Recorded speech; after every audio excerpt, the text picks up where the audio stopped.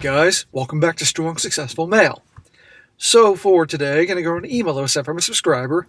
This is my guy, sounds like he's probably about 30 years old, and he shares his story how, like many of you, rushed into a relationship when he was young, when he met a gal he obviously was really into. Obviously, she was hot, fun in the sack, and that was a great idea to rush into a relationship and move in with her after just a few months. And you're going to see that no surprise, not right away, but after a while, the true colors came out. And let me tell you, they were pretty darn ugly. However, without revealing too much, our guy eventually sees the light, sees her for who she is, and sends her packing. And you're going to see now, fast forward in time where he's 30 years old and she's 30, he's doing really well in life with multiple friends. And her life, no. Let's just say that she is without friends, without a thin body. Trust me on that. It ain't going so well. And I'll be going to go over here, guys, as a reminder why you don't rush into relationships. You spend a lot of time getting to know your girl before you even consider becoming exclusive. Why you don't rush to go be on her turf. If you're going to do that, have her come to yours, because it doesn't work out well for guys that do that type of thing.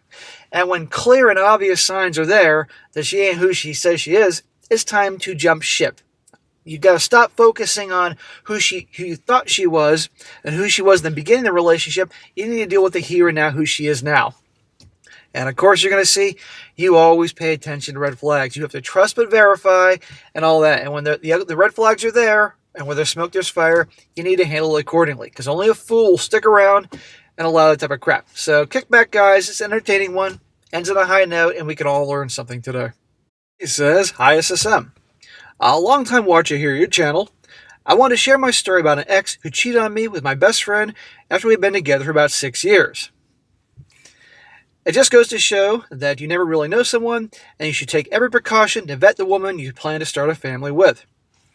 Well, nowadays, you got to vet pretty much every woman you know and meet. Even if you just get into or if you're thinking about getting in a relationship with her, let alone potentially marriage. So, I'm originally from the Southeast and traveled around the country to concerts in my early 20s. I initially went with friends from home, but eventually met a few people who frequented the same concerts. I ended up hanging out with them if none of my friends could make it. In that group, I met S. Well, I'm not doing this initial crap, so S will be Sarah. I met Sarah. We hit it off pretty well, but nothing happened the first few times we hung out. Fast forward a few months, and she was splitting up with her boyfriend. And we actually started flirting.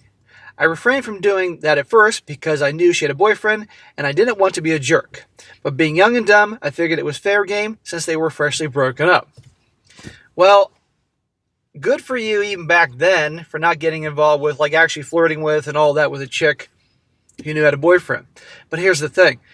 You were still hanging out with it. Were you hanging out one-on-one with her or with a big group? Or, because if you're with a group of people that all are into the same type of music, okay, fine, no big deal. And you weren't flirting with her. But then again, I have to wonder if she just knew, hey, here's my boyfriend's replacement, so I'm already planting the seeds. I don't know. But anyway, at least you waited till they're broken up. She and I eventually started dating, and she would fly down to me, and I would fly up to see her. After about 3 to 4 months of doing this, we decided that one of us would move to be with the other. After 3 to 4 months, are you freaking crazy? Smack. To really, it's 3 to 4 months, to me, that's still a little quick to get into an exclusive relationship, let alone pack up your lives and move. I don't care who it is, the guy or the girl. That's crazy. The sex couldn't have been that good, dude. She can't have been that good looking. I didn't have a super close family or a serious career holding me down in the South, so I decided to move to be with her. Smack. Are you nuts? Going on her turf after 3 to 4 months? You don't know her. Come on, bro. Even without this material, that would be common sense not to do it. But let me guess. This is like the crap you see in the movies. So I moved to be down with her, especially since she was so close with her family. Keep in mind, I was young, dumb, 22 at the time, so all this made sense to me. Doesn't make any sense now. Guys, when you're going to move with your chick, you have her come to you. You ever come, if you do the long distance thing, which I disagree with, but like say you met on a business trip or something like that, or wherever, and you get together whenever you're traveling in business. But if you're actually becoming a relationship, However that may be, have her come to you. It's always better for her to come on the guy's turf. Because when a guy goes on her turf, automatically the mentality is it's her turf, she's in control. We've heard this plenty of times through plenty of stories. And you move in together for the first time because you think you may marry her. It's like the final test. Either she comes to your place or you get a place together. Don't go to her apartment or whatever. That's crazy. Anyway, we're here to learn stuff, guys. I have to interrupt from time to time. Anyway, luckily for the first few years, everything went really well. So you thought. We traveled a lot to concerts, went on vacations with her family, and had similar interests. So we always had something to do together. I was working multiple part-time jobs, and she was waiting tables. Her parents let us rent a property her grandmother had before she passed, so we had very low living expenses and could keep traveling. Well, that's great you got a deal, but I'm not hearing anything about you putting money away at an early age. If your expenses are minimal because your family's giving you a deal, instead of all this traveling and concerts and all that, you should have been putting money away, starting to invest it early in life. That's what you do, guys. But most people, well, don't think much about the future. Fast forward 3 to 4 years into our relationship, and I realized I wasn't getting any younger. You weren't that old, dude. You were like 25, 26. You're a baby. That's okay. I thought the same thing. By the time I was 26, I think I'm getting old. No, I wasn't getting old. It was time to get a solid career because I could see myself starting a family with this gal and getting married one day. So I started a union electrician apprenticeship, which was about 5 years long. It would give me total financial freedom to do all the things I planned for us. But this was also around the time our problems started. Well, a few years in, the true colors are coming out. And good for you for going for the union electrician apprenticeship. My electrician, who's also a handyman, he and I are friends. He went through all this. He does very well. Right around my second year of my apprenticeship, COVID hit, and she was laid off from her serving job. She started drinking heavily and hanging out with people from a brewery job she had picked up. I noticed that once she started hanging out with them, she started to treat me and our relationship differently. And that is when you start handling things accordingly. Either she gets her act together or you're out of there. But when all of a sudden, guys, as you all are well aware, when your girl does a 180 in behavior, it usually starts how she's treating you, something's up. Where there's smoke, there's fire. She always wanted to stay out drinking, and with the money she got from partial unemployment, plus the COVID relief, she went on vacations with her girlfriends, but not me. I'm not even going to touch all this money she was getting from taxpayer money during that time period. I'm not going to touch that one. But let's stick to the main issue. She's out all the time, drinking all the time, and all of a sudden on girls' trips. We all know what happens then. You should not have been tolerating this crap. But because you moved across country for her, because you moved in with her, and all the years in, you're just looking the other way. Nope, not my girl. I started noticing her flirting with other men in our friend group, and when we would go to social gatherings like birthdays or Christmas parties, and she was also very confrontational with me when I confronted her about it. Yeah, she's probably saying, you're being possessive, you're being controlling, you're being insecure. This is all unacceptable. This is the point you should have been walking out. I also warned her about the dangers of drinking heavily because this is a slippery slope to becoming an alcoholic. But that advice fell on deaf ears because her bar rat friends had convinced her that if I ever tried setting boundaries, I was being controlling. Of course. There's nothing wrong with setting boundaries, guys, and having deal breakers. And by the way, this also goes for women. Women are allowed to have some boundaries and deal breakers. I'm okay with that if they're reasonable. Not wanting your girlfriend or boyfriend to be a fucking alcoholic, drinking so much to become an alcoholic, or things like that. Those are very reasonable boundaries for both sides of the situation. Eventually, I didn't even see her on weekends unless I wanted to go out drinking with them. That's just not me. I'm a homebody. One night, she had a book club with some of her drinking friends, where they would use the book they read as an excuse to get hammered. Book club. I don't even believe this bitch can read. I had work in the next morning, so I went to bed around 9 p.m. I wake up at 5 for work, gave her a kiss before I leave, and realized she reeks of alcohol, more so than usual. I shrug it off, go to my car, and notice hers is parked oddly. Drinking and driving, huh? I can't stand drunks. I especially have no tolerance for alcoholics, and I can go into all that. But drinking and driving, no fucking excuse. I had my fucking truck totaled in 1999 when I was 21 by some fucking alcoholic that hit me. Fortunately, only the truck was messed up. I was fine. Normally, all the parked cars face the same way on our street, but hers was facing the opposite way. I looked at the front passenger side of the car, and the entire wheel is shredded, and the whole body is missing down to the frame in that area. Holy shit. And she just crawled into bed and passed out. It turns out she got so hammered that she hit someone else's car on the way home, drove it with the shredded tire all the way home, and then tried lying about it, saying someone must have hit her. I told her, bullshit, your tire doesn't just shred itself if someone sideswipes you. The next day, I went to the cops to report it because she could get into serious trouble for a hit and run if she didn't turn herself in. Luckily for her, the cop who came was a woman, and my girlfriend sweet-talked her into believing it was her anxiety that made her do it, and showed the cop that she took anxiety medication, and she got off with a $150 ticket. Oh my God. She should have been fucking arrested. She should have dealt with the consequences. You don't leave at the scene of an accident, guys. She could have killed somebody.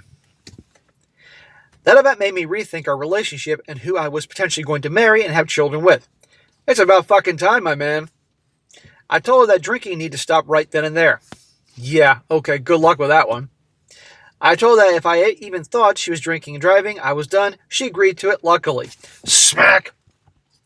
Given that I have a family member who, the whole life, that individual, a prescription drug addict, an alcoholic, and in rehab more times than I can fucking count, not to mention trying to off oneself multiple times throughout that person here's life. I'm being very vague here.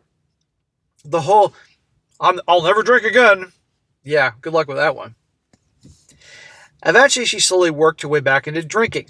It was just a beer or two with her friends here and there, or a friend's birthday party where I would be made the bad guy if I gave her grief about it. Bro, why the fuck are you still with her?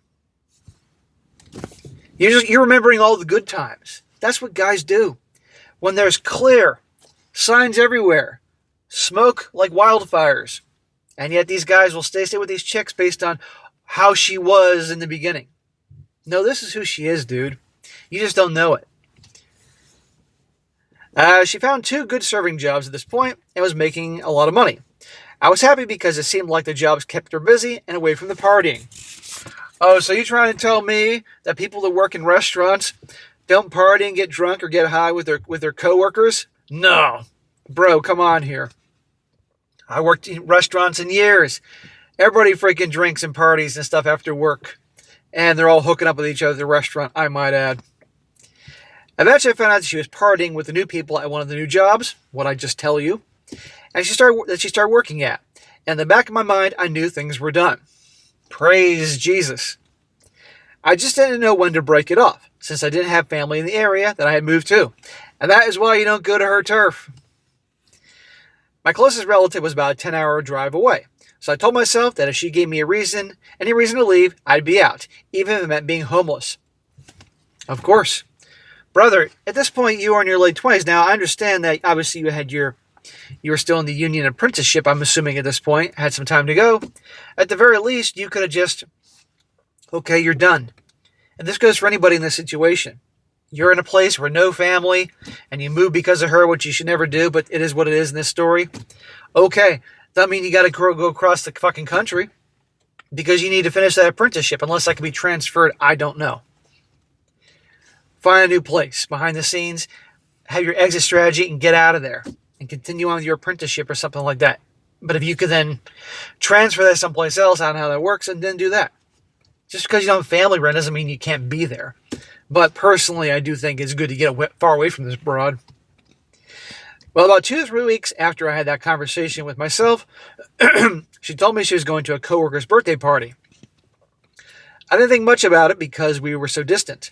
I honestly didn't care anymore. I received a call about 2 to 3 hours later that she'd been drinking at the dinner and had hit a curb on her way home. Not my problem. She couldn't even speak properly while we were on the phone because she was so hammered. I told her sister what was going on and had her go pick her up. As soon as she got home, I told her that I would be out in a few days. I just need some time to find a place to go. I wouldn't have told her that. Obviously, she's sobered up at this point. No, I would just pack up your shit. You don't owe her anything, man. She begged and pleaded, saying it was a dumb choice and that I was driving her to drink and be with her friends all the time because I wouldn't stop nagging her about it. It's your fault. It's your fault I did this. No accountability. We can add the no accountability thing to all this other awful shit about her. Later that night, when she fell asleep, I had a strange feeling she was talking to other guys. Duh. She's doing a lot more than talking. She's doing a lot more with her mouth than just talking to those guys, my friend. So I snooped on her phone for the first time since we've been together. It took you that long to go through her phone? Lo and behold, all of her top Snapchat friends were guys, and they all had symbols by their names. I looked up what the symbols meant, and apparently Snapchat assigns an emoji next to someone when you talk to or snap with them so much. Well, I have no idea because I'm not on Snapchat. Right then I woke her up and asked her why she had all these dudes in her Snapchat who she talked to so often when she barely spoke to me or was rarely home. I'm assuming you already know the answer to that, dude, but okay. I come to find out that she'd been bad-mouthing me to her work friends and making me out to be extremely controlling. So they were all covering for her and knew that she was talking to all these guys. They were all the strong, independent type. Oh, bunch of feminists, huh?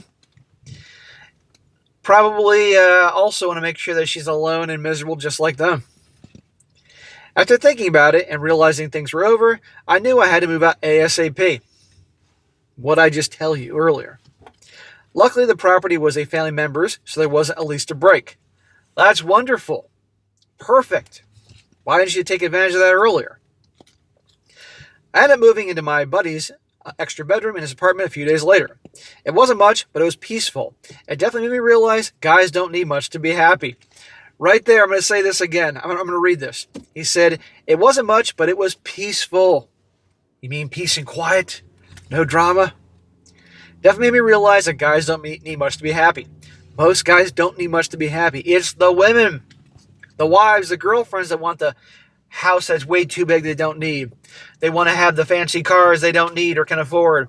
And the kids that go to the expensive schools that guess what, the kids will be perfectly fine in not so expensive schools. And I can go on here. Guys don't need much to be happy.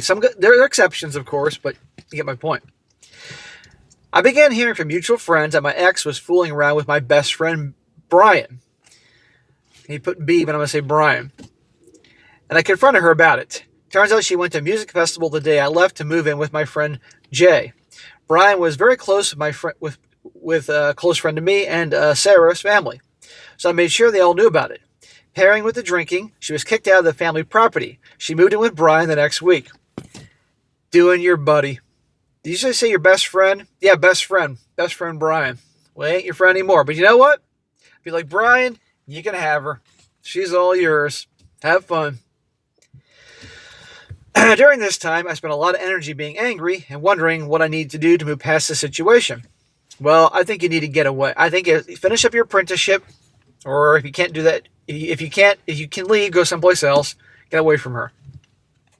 I knew I wanted a family and to be a healthy partner for whoever wanted to start a family with me, so I took about a year off from dating and just worked on myself. That was the best thing you ever did. You never notice this, guys? It's always guys, when bad shit happens to a guy, usually guys get together and encourage them to work on their shit, hit the gym, get some exercise, self-improvement, all those things. It's the women that say, oh, get back in the dating scene, get on the dating apps.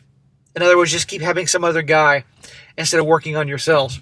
Yes, take time for you. Figure out about you, why the hell you got involved with something like this in the first place. Why you stay with her so long. To make sure you don't attract someone like this into your life again. Because if you don't figure out what was wrong, you'll do it again. I finished my apprenticeship, worked on my hobbies, built myself a new computer, and just enjoyed Jay's company. Nothing like living with your bro to help you realize your ex isn't worth shit. Exactly. And I might add, how many fucking people, 8 billion people on the planet at this point? Half are women? Now, of course, and that half of them that are women, you wouldn't want to touch most of them. But the point is, there's a lot of options out there. You need to have an abundance mindset. The problem is so many guys have a scarcity mindset, and they take what they can get, and they think they aren't worth shit. You work on yourself, make yourself into someone, and all of a sudden, with the abundance mindset, you're fine. About a year after the breakup, I end up meeting a very sweet gal. Let's call her Melissa. Enter Melissa. She knew my situation, but expressed that she liked me and understood that if we started dating, we were going to take things slow.